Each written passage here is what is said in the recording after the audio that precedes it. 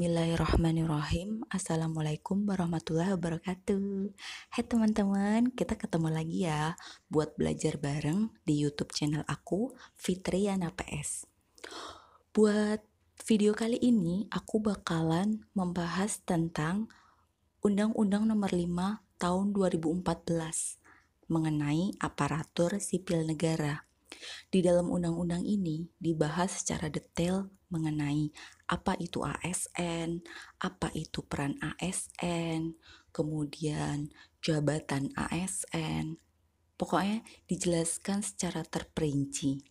Nah, sebagai calon ASN, kalian semua harus tahu dong apa itu ASN. Karena ini akan menjadi sangat penting. Dan dari informasi yang aku dapetin, soal mengenai ASN ini juga bakalan keluar di SKB. Nanti di akhir slide aku bakalan tunjukin sama kalian contoh soal yang kemungkinan bakalan keluar. Jadi simak terus video ini sampai habis. Langsung aja ya.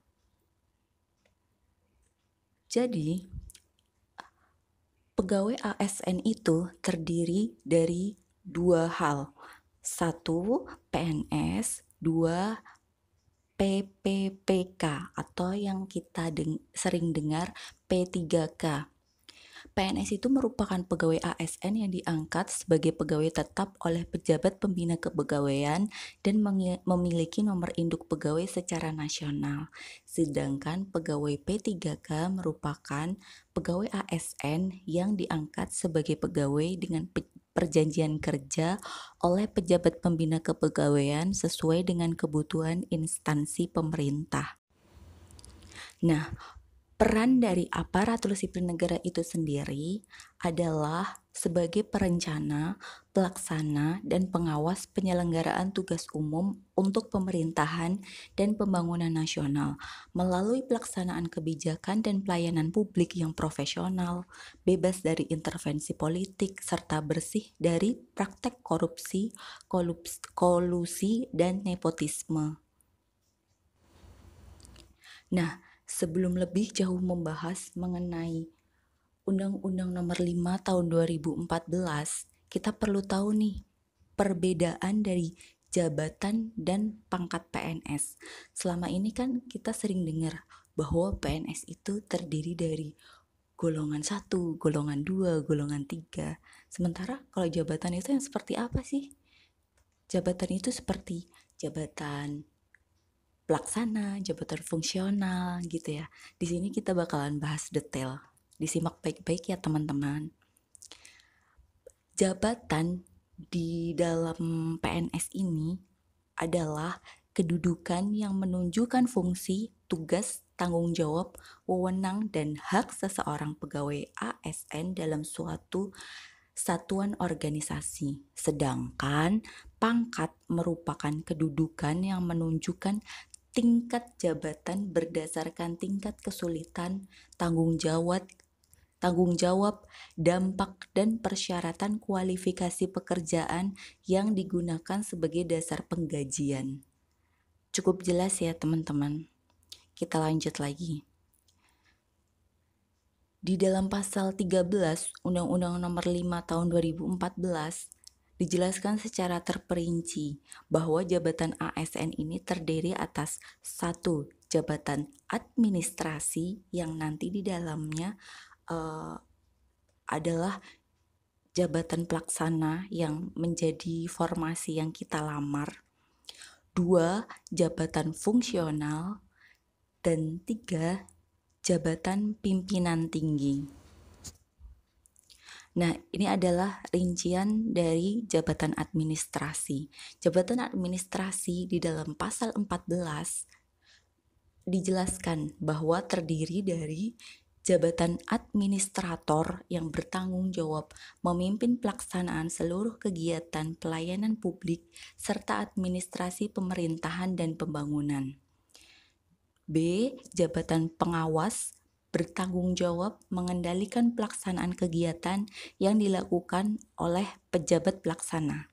Dan C. Jabatan pelaksana itu bertanggung jawab melaksanakan kegiatan pelayanan publik serta administrasi pemerintahan dan pembangunan. Untuk tahu formasi kalian itu termasuk ke dalam jabatan pelaksana atau jabatan fungsional, kalian bisa cek nih Permen Pan RB yang menaungi kementerian atau formasi yang kalian lamar. Misalnya untuk jabatan pelaksana, kalian bisa cek nih Permen Pan RB nomor 41 tahun 2018. Itu nomenklatur mengenai jabatan pelaksana bagi PNS di lingkungan instansi pemerintah.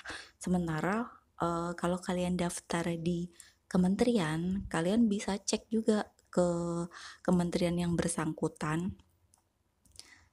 Permen Pan RB yang menaungi itu Permen Pan RB nomor berapa? Karena ini penting banget buat kalian tahu formasi kalian itu masuknya ke jabatan pelaksana atau jabatan fungsional. Soalnya kalau kalian sudah tahu, kalian bisa membayangkan nih kemampuan bidang seperti apa yang harus kalian pelajarin, karena ini merupakan sesuatu hal yang penting. Dengan tahu bayangan seperti apa formasi yang kalian lamar, kalian bisa memperkirakan karakteristik soal-soal yang akan keluar. Gitu ya teman-teman ya. Kita lanjut.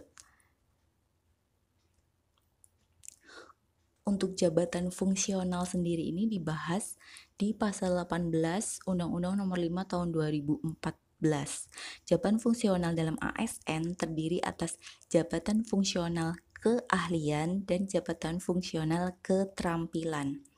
Jabatan fungsional keahlian ini dibagi lagi ke dalam beberapa jenis. Yang pertama, ahli utama, kedua, ahli madya, ketiga, ahli muda, keempat, ahli pertama. Sementara untuk jabatan fungsional keterampilan itu juga dibagi lagi menjadi 4. Yang pertama, penyelia, yang kedua, mahir, yang ketiga, terampil, dan yang keempat, pemula.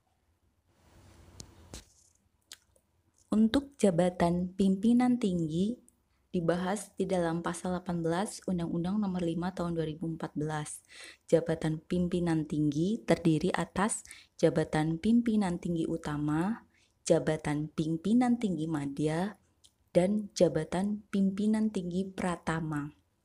Jabatan pimpinan tinggi sebagaimana dimaksud berfungsi memimpin dan memotivasi setiap pegawai ASN pada instansi pemerintah melalui kepeloporan dalam bidang keahlian profesional, analisis dan rekomendasi kebijakan, serta kepemimpinan manajemen.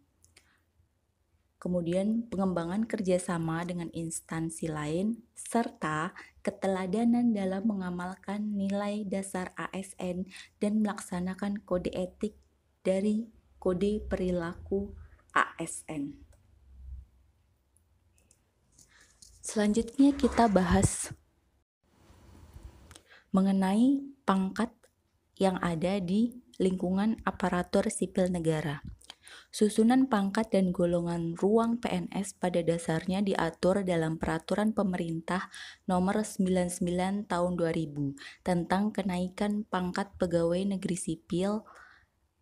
Tapi peraturan pemerintah ini kemudian dicabut dan berlakulah Peraturan Pemerintah Nomor 11 Tahun 2017. Di sini aku tampilin ya daftar golongan dan pangkat pegawai negeri sipil.